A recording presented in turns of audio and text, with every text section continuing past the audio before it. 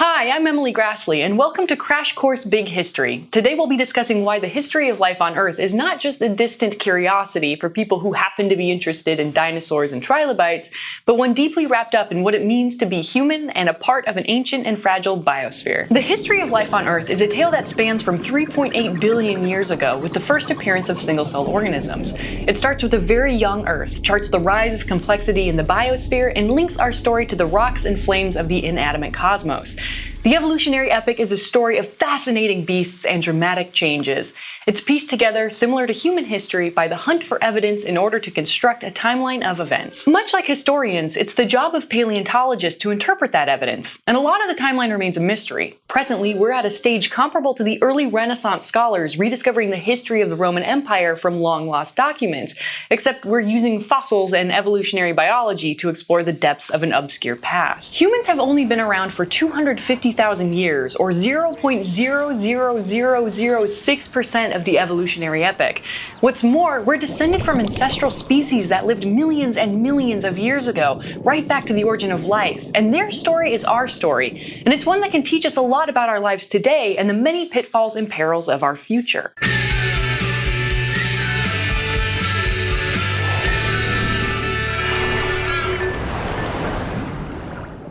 Since the Cambrian explosion of multicellular species 541 million years ago, there have been 5 major mass extinctions.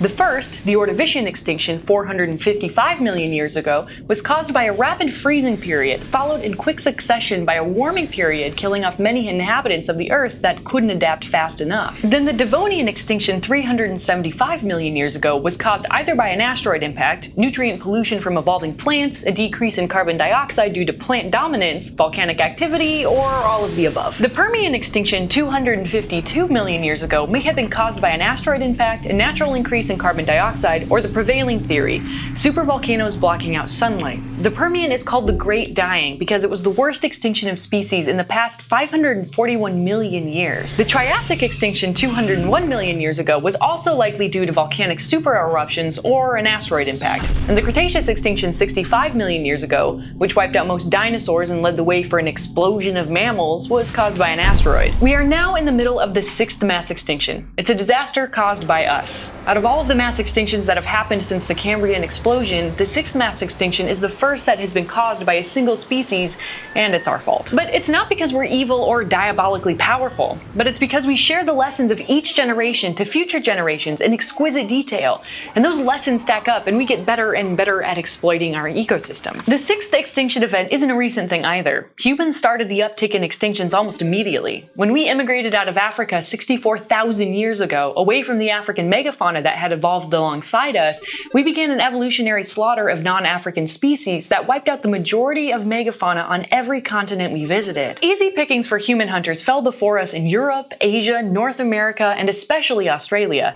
Everything from woolly mammoths in Eurasia to giant kangaroos in Australia seemed to have gone extinct shortly after humans arrived there. This was not out of any malice or extraordinary strength, but because our skills were highly adaptive and we were talented at getting what we needed to survive.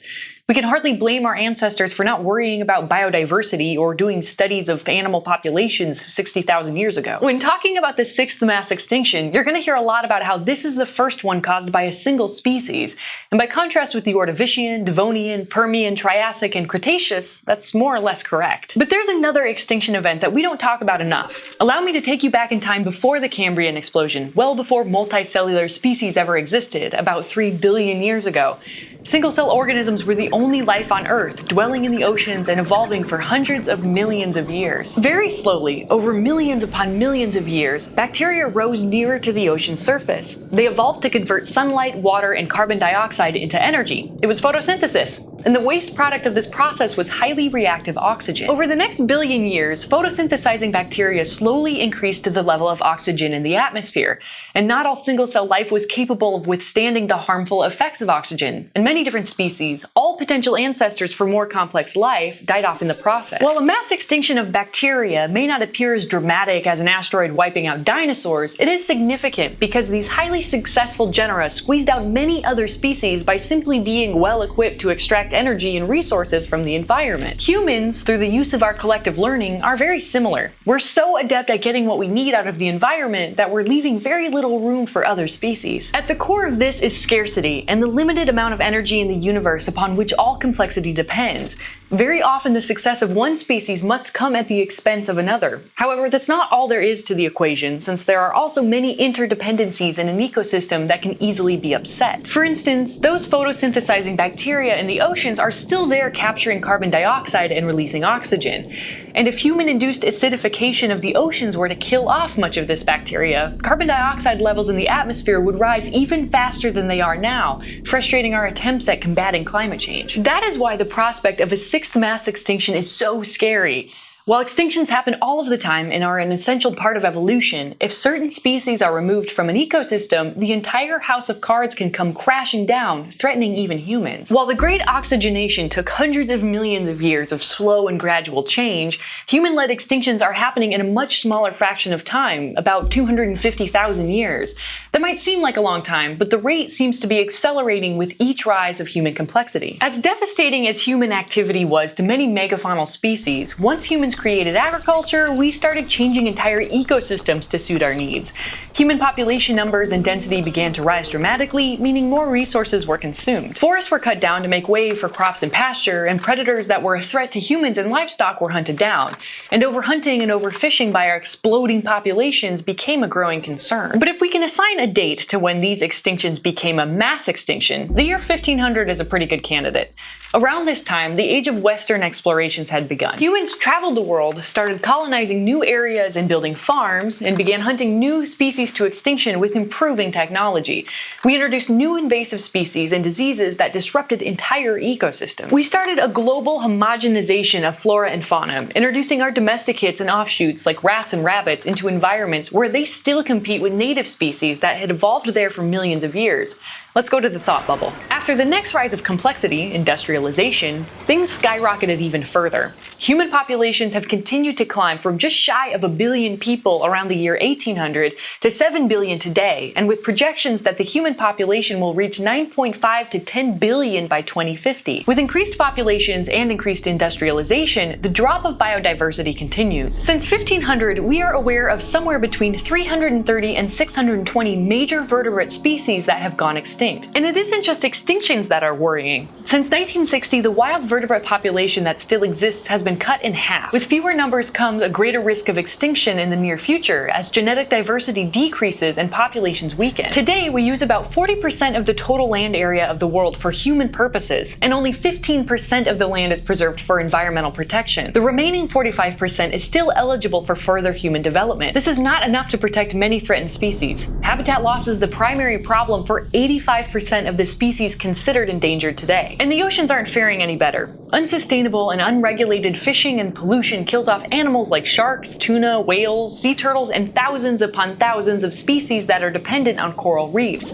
This doesn't even count the vast expanses of unexplored oceans and the untold number of yet undescribed species that may be affected. If this trend continues, perhaps 75% of all multicellular species could go extinct, and in 1,000 years, the majority of life on Earth will be our domestic animals: dogs, cats, cows, sheep, crops, and animals that adapt to the environments we've created.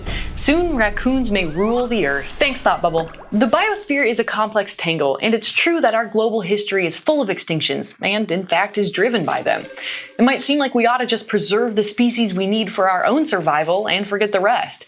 But if one species which seems to have no direct importance to us were allowed to go extinct, it could potentially set off a domino effect that brings down an entire ecosystem. Once ecosystems start collapsing, a ballooning human population of billions and billions of people might suffer more than just a little inconvenience. Our human population, especially the poorest of us, would experience some real threats to our food supplies, health, and our own livelihoods. It's not quite so easy to recover from these mistakes either. After a major extinction event, it usually takes the biosphere about 10 to 50 million years to fully recover. Damage could be done within a few centuries that would take millions of years to undo. As you might expect, one thing that makes the sixth mass extinction even worse is carbon emissions, which has a planetary boundary of 350 parts per million before it starts causing permanent problems. It's a boundary we have already crossed. Today we're hovering around 400 parts per million. The average global surface temperature will increase, affecting every ecosystem on the planet, but with continued emissions, the question is, how high will it get? The best case scenario, or our goal at any rate, is 2 degrees this century. Even that slight increase in so short a time could lead to the extinction of an estimated 33% of all species. It will result in increased water shortages, recurrent dust bowls like the ones we saw in North America in the 1930s, an uptick in climate refugees, particularly from the Pacific, and skyrocketing food prices that will afflict the world's poor while their populations continue expanding. If the average global temperature gets any higher, the effects are even worse. At 4 degrees, which less optimistic forecasters think we'll reach by the end of the century, it may become impossible to grow crops in some regions of the world, and fresh water will become critically scarce for billions of people. Bubbles of carbon and methane currently trapped in frozen soil, like in Siberia and on the ocean floor, could escape from the thawing ground and start a runaway greenhouse effect that even our cutting back on emissions couldn't stop. At 6 degrees hotter, in the long run we may be looking at an extinction of Cretaceous or even Permian proportions. Another great dying. Does history repeat itself? With humanity, history is certainly not repeating itself given our uniqueness, but the outcome of our activities might be the same as the Permian extinction. A similar disaster today could not only stall the rise of complexity, but destroy all complexity humans have created in the past 250,000 years. Or worse, silence the rise of complexity on Earth forever. Looking at the entire evolutionary epic, it's just as well to think about what our legacy will be. I would hate to be classed by our struggling descendants and our geological record to be on par with an asteroid, a supervolcanic eruption, or even photosynthesizing bacteria. And that's because we have something that asteroids, volcanoes, and bacteria do not. We have the ability to reflect and to change our behavior. And if we fail and cause just as much disaster as those apocalyptic scenarios, our failure is doubled because, at the end of the day, for one brief and shining moment, we had the power to stop it. See you next time. Crash Course Big History is filmed in the Chad and Stacy Emighold studio in Indianapolis, Indiana, and is produced with the help of all of these nice people. Our animation team is Thought Cafe. Crash Course exists thanks to the generous support of our patrons at Patreon. Patreon is a voluntary subscription service where you can support the content you love through a monthly donation and help keep Crash Course free for everyone forever. Thanks for watching.